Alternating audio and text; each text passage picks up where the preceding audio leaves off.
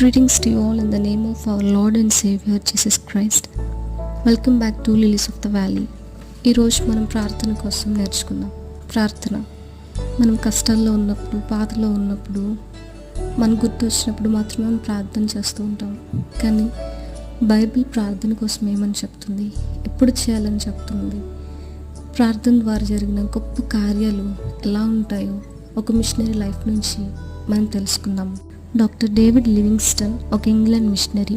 ఆయన ఆఫ్రికాలో పనిచేస్తూ కొన్ని సంవత్సరాల తర్వాత ఇంగ్లాండ్కి వెళ్ళినప్పుడు ఆయన సంఘంలో దేవుడు చేసిన కార్యాలను చెప్తూ ఉంటారు. అందులో ఒక టెస్ట్ మనీ డేవిడ్ గారు ఏం చెప్పారంటే, ఆయన ఆఫ్రికాలో ఒక ట్రైబ్ మధ్యలో మిషనరీగా పనిచేస్తున్నప్పుడు ఆ ట్రైబ్ లీడర్ ఎవరైతే ఉంటారో వాళ్ళు ఒక నోటీస్ పంపిస్తారు, డేవిడ్ లివింగ్స్టన్ గారు అండ్ వాళ్ళ టీంని వాళ్ళు చంపైపోతున్నామని. కానీ డేవిడ్ లివింగ్స్టన్ అండ్ టీం వాళ్ళంతా ప్రేయర్ చేస్తూ ఉండగా నైట్ వాళ్ళని చంపడానికి రాకపోవడమే కాకుండా 2 years తర్వాత క్రీస్తుని తమ సొంత రక్షకునికి అంగీకరిస్తారు. తర్వాత డేవిడ్ లివింగ్స్టన్ గారు అడుగుతారు, ఎందుకు ఆ నైట్ మీరు మమ్మల్ని చంపడానికి రాలేదు అని చెప్పి.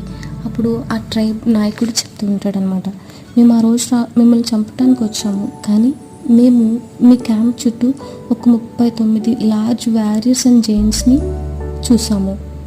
సో దేవుడు ఈ విధంగా కార్యం చేశారు అని చెప్పి ఆయన సంఘంలో షేర్ చేసుకోవడం అయిపోయిన తర్వాత ఒక లేడీ వస్తారు ఆయన దగ్గరికి.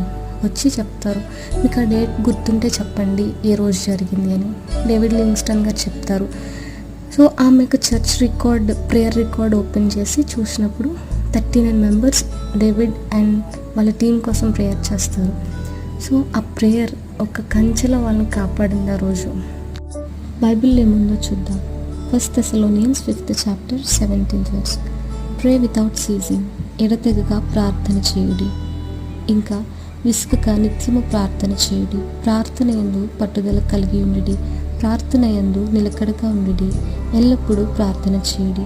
మనం చేసే ప్రార్థన అనేకులకు రక్షణగా ఉంటుంది, అనేకమైన బంధకాలను తెంచివేస్తుంది, ఒక బలమైన కంచెగా, రక్షణ కంచెగా ఉంటుంది, మన స్థితిని అంతటిని మార్చేదిగా ఉంటుంది. కాబట్టి మన సంఘాల కోసం, దేవుని సేవకుల కోసం, మన కుటుంబాల కోసం, దేశం కోసం ప్రార్థన చేద్దాం. రక్షణ లేని వారి కోసం ప్రార్థన చేద్దాం. ఈ విధంగా గొప్ప కార్యాలను మన జీవితంలో చూడగలుగుతాం. ప్రార్థన. ప్రభువా, ఇక్కడి నుంచి మేము ఎడతెగక ప్రార్థన చేసేటప్పుడు మమ్మల్ని తయారు చేయండి. నిత్యం మీ సన్నిధిలో మొరపెట్టి విజ్ఞాపన చేసేటువంటి బిడ్డలుగా మమ్మల్ని తీర్చిదిద్ది సహాయం చేయమని యేసయ్య నామమున పేరిట ప్రార్థిస్తున్నాం తండ్రి. ఆమేన్. May God bless you and be with you. Thank you.